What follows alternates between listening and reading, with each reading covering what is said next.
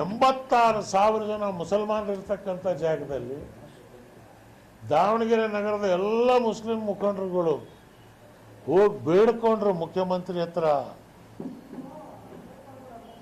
ಕಾಂಗ್ರೆಸ್ ಅಧ್ಯಕ್ಷರ ಹತ್ರ, ಸ್ವಾಮಿ 40 ವರ್ಷದಿಂದ ಒಂದೇ ಕುಟುಂಬಕ್ಕೆ ಕೊಟ್ಟಿದ್ದೀರಿ, ಒಬ್ಬರು MP, ಒಬ್ಬರು ಮಿನಿಸ್ಟ್ರು, ಇನ್ನು ಮತ್ತೊಬ್ಬ ಇನ್ನೂ 22 ವರ್ಷ ಆಗಿರಲಿಲ್ಲ, ಇನ್ನೂ ಬರ್ತ್ ಸರ್ಟಿಫಿಕೇಟ್ ಎಷ್ಟಿದೆ ಕರೆಕ್ಟ್ ಏಜು ಅಂತಲೂ ಗೊತ್ತಿಲ್ಲ.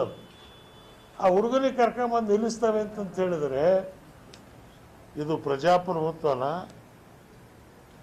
ಅಲ್ಪಸಂಖ್ಯಾತರಿಗೆ ಏನೂ ಕೇಳುವಂಥ ಹಕ್ಕಿಲ್ವಾ? ಸೊ ಅದಕ್ಕೆ ನಾನು ಹೇಳಿದೆ, ನೋ ಕಮಾನ್ ಲೆಟ್ ಅಸ್ ಫೈಟ್.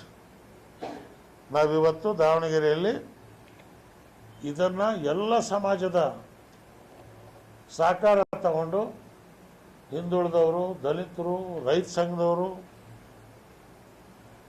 ಮುಂದೂರು ಸಮಾಜದವರು ಎಲ್ಲರೂ ಸಹಕಾರ ತಗೊಂಡು ನಾವು ಆದಿಲ್ ಪಾಷಾನ ಯಂಗ್ಸ್ಟರು, ಇನ್ನು 24-25 ವರ್ಷ, 32 ವರ್ಷ,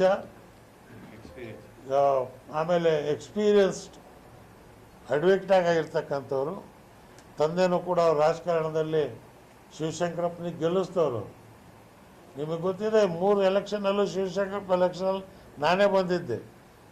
ಅವ್ರು ನಮ್ಮ ಓಟ್ ತಗೊಳ್ಳೋರು, MLA ಆಗೋರು. ಈ ಸಲ ಅವ್ರು ದೊಡ್ಡ ಮನಸ್ಸು ಮಾಡಿ, ಬೇಡಪ್ಪ ನಮ್ಮಪ್ಪ ಅದ, ನನ್ನ ಹೆಂಡ್ತಿ MP ಆಗ್ಯಾಳ, ಬೇಡ ತಗೊಳ್ರಿ, ನಾವಿದು ಬಿಟ್ಟು ಕೊಡ್ತೀವಿ, ನೀವು ಯಾರಿಗಾದರೂ ಕೊಡ್ರಿ ಅಂತಂತೇಳಿ ಹೇಳೋದು ಬಿಟ್ಟು ಅವ್ರ ಮನೆ ಹೋದಾಗ ಅವಮಾನ ಮಾಡಿ ಕಳಿಸಿದ್ದಾರೆ. ಮುಸ್ಲಿಂ ಸಮಾಜದ ಮುಖಂಡರನ್ನು ಮತ್ತು ಮುಸ್ಲಿಂ ಸಮಾಜದ ಗುರುಗಳನ್ನು ಅವಮಾನ ಮಾಡಿ ಕಳಿಸಿದ್ದಾರೆ. ನಮ್ಮನ್ನು ನೀವು ಬ್ಲ್ಯಾಕ್ ಮೇಲ್ ಮಾಡೋಕ್ಕೆ ಬರ್ತಾ ಇದ್ದೀರಿ, ನಾವು ನಿಮ್ಮ ಮನೆಗೆ ಕೇಳಕ್ಕೆ ಹೋಗಿದ್ದೀವಿ, ನಾವು ಬೇಡಕ್ಕೆ ಬಂದಿದ್ದೀವಿ, ಹೇಳೋ ಒಂದು ರೀತಿ ಇರುತ್ತೆ. ಅಥವಾ ಅದು ಯಾಕದು ಏನಾಗಿದೆ ಇವ್ರಿಗೆ ಗೆಲ್ಲೇಬಾರ್ದು ಅಂತೇಳಿ ಕಾಂಗ್ರೆಸ್ ತೀರ್ಮಾನ ತಗೊಂಡಿದೆಯೋ ಗೊತ್ತಿಲ್ಲ ನನಗೆ. ಆದ್ದರಿಂದ ನಾನು ಯಾರ ಬಗ್ಗೆ, ಶಿವಶಂಕರಪ್ಪನ ಬಗ್ಗೆ ಆಗಲಿ, ಮಲ್ಲಿಕಾರ್ಜುನ್ ಬಗ್ಗೆ ಆಗಲಿ, ಯಾರ ಬಗ್ಗೆಯೂ ನಾನು ದೂರಕ್ಕೂ ಹೋಗೋದಿಲ್ಲ, ಯಾರ ಬಗ್ಗೆ ಟೀಕೆ ಮಾಡೋಕ್ಕೂ ಹೋಗೋದಿಲ್ಲ. ನಾವು ಬಂದಿರೋದು ಭಿಕ್ಷೆ ಬೇಡಕ್ಕೆ ದಾವಣಗೆರೆ ಜನರ ಹತ್ರ. ಇದು ಕೇವಲ ನೀವು ಗೆಲ್ಲಿಸ್ತಕ್ಕಂಥದ್ದು ದಾವಣಗೆರೆ ಒಬ್ಬ MLAಗಲ್ಲ, ಕರ್ನಾಟಕ ರಾಜ್ಯದಲ್ಲಿ 3ನೇ ಶಕ್ತಿಗೆ ಒಂದು ಬುನಾದಿ ದಾವಣಗೆರೆಯಿಂದಲೇ ಆಗಬೇಕು. ಮೋಹನ್ ರಾಜ್ ಅವರು ಬಂದಿದ್ದಾರೆ, DSS ರಾಜ್ಯಾಧ್ಯಕ್ಷರು.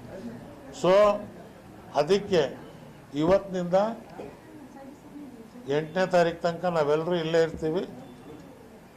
ನಿಮ್ಮೆಲ್ಲರ ಸಹಕಾರ, ನಿಮ್ಮೆಲ್ಲರ ಸಹಾಯ ನಮಗೆ ಬೇಕು ಅಂತೇಳಿ ಕೈ ಮುಗಿದು ನಾನು ತಮ್ಮಲ್ಲಿ ಪ್ರಾರ್ಥನೆ ಮಾಡ್ಕೊತೀನಿ.